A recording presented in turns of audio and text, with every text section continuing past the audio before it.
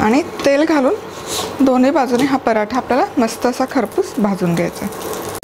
अहो ऐकलत का, मधुराज रेसिपीला सबस्क्राईब करताना घंटी पण वाजवा, म्हणजे जेव्हा माझ्या रेसिपीज ऑनलाईन येतील तेव्हा तुमच्या फोनची ही घंटी वाजेल, टिंग टिंग। नमस्कार, मी मधुरा, मधुराज रेसिपी मराठीमध्ये तुम्हा सगळ्यांचं खूप खूप खूप मनापासून स्वागत। आज मी बुलानी कसं बनवायचं ते सांगते।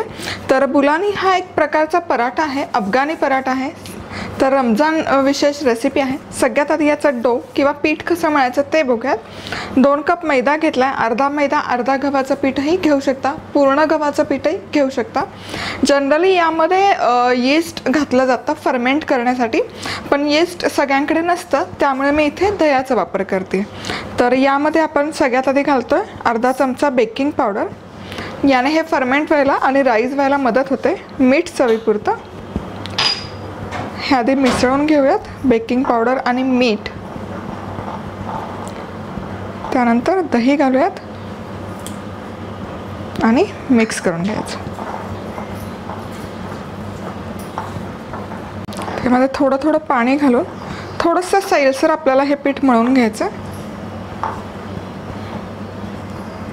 साधारण पुरणपोळी बनवताना जशी आपण सैल कणिक मळून घेतो तशीच कणिक आपल्याला मळून घ्यायची।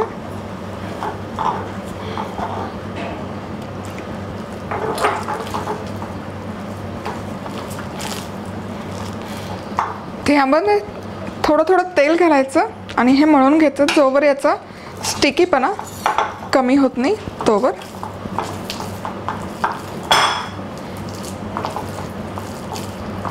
आता इथे तुम्ही बघू शकता हा गोळा व्यवस्थित असा मळून तयार आहे आणि हा अजिबात आता चिकटत नाही आहे, याचा अर्थ हे पीठ व्यवस्थित मळलं गेलं। आता हे एका बाउलमध्ये काढून घेऊयात वेगळ्या।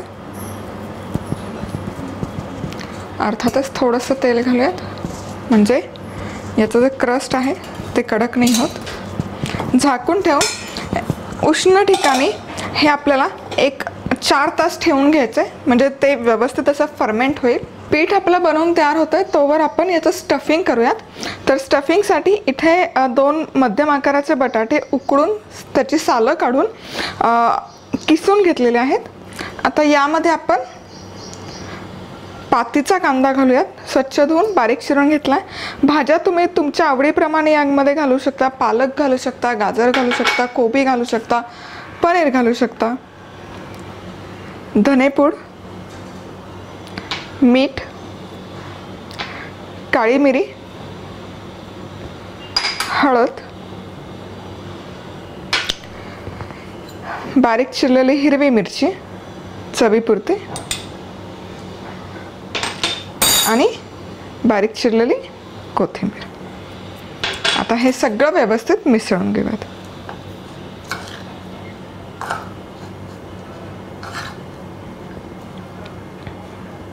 चला तर मग इथे आता हे स्टफिंग आपलं तयार आहे।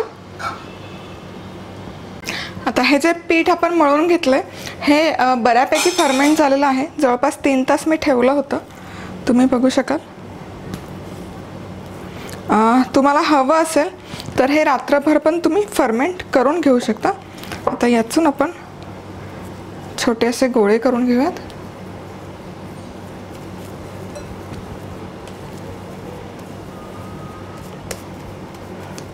व्यवस्थित असा गोळा बनवून झाला की सुकं पीठ घ्यायचं,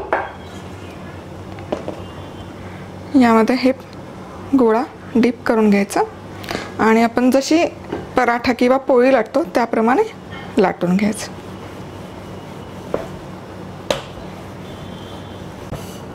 हे असं बऱ्यापैकी गोलाकार लाटून झालं की यामध्ये हे सारण ठेवायचं आणि पांगवून घ्यायचं सगळ्या बाजूला।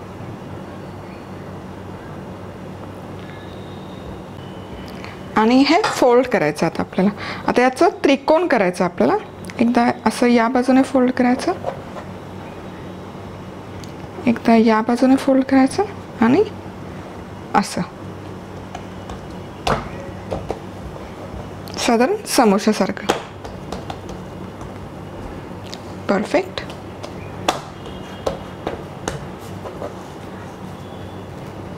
पराठा आपला तयार आहे. आता पुढचा पराठा करून घेऊयात. सेम तीच पद्धत फॉलो करून करायचं.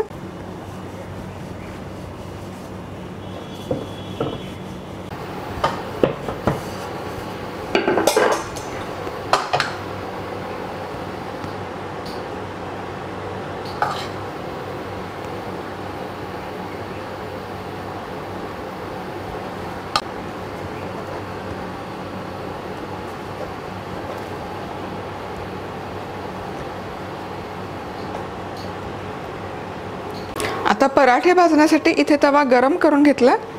यामध्ये आपण हा पराठा घालूयात आणि आपण नेहमी पराठा भाजतो त्या पद्धतीनेच भाजून घ्यायचं. मस्त असा खरपूस भाजायचा. 2 ते 3 मिनिट एक बाजू भाजून झाली की पलटी करायचं. मस्त छान रंग आला तर दुसऱ्या बाजूने पण व्यवस्थित भाजून घेऊयात. आता थोडंसं तेल घालूयात. तेलाऐवजी बटर किंवा तूपही तुम्ही वापरू शकता. आणि तेल घालून दोन्ही बाजूने हा पराठा आपल्याला मस्त असा खरपूस भाजून घ्यायचा. कडा कच्चा नको राहिला म्हणून थोडंसं 2 चमच्यांच्या मदतीने थोडंसं असं उभा करून हा पराठा आपण शेकून घेऊयात सगळ्या बाजूने.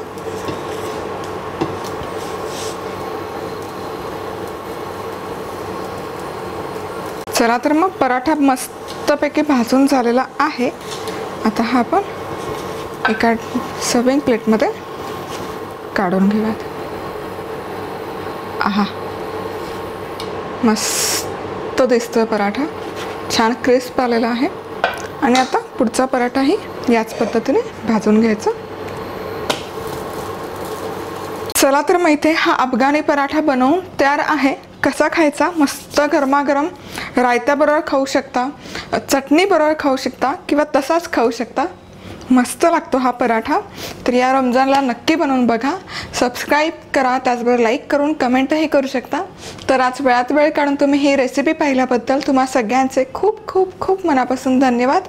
पुन्हा भेटूयात असंच एका छानशा खुसखुशीत रेसिपीवर. तोपर्यंत मस्त राहा, खुश राहा, आनंदी राहा आणि सगळ्यात महत्त्वाचं खात राहा.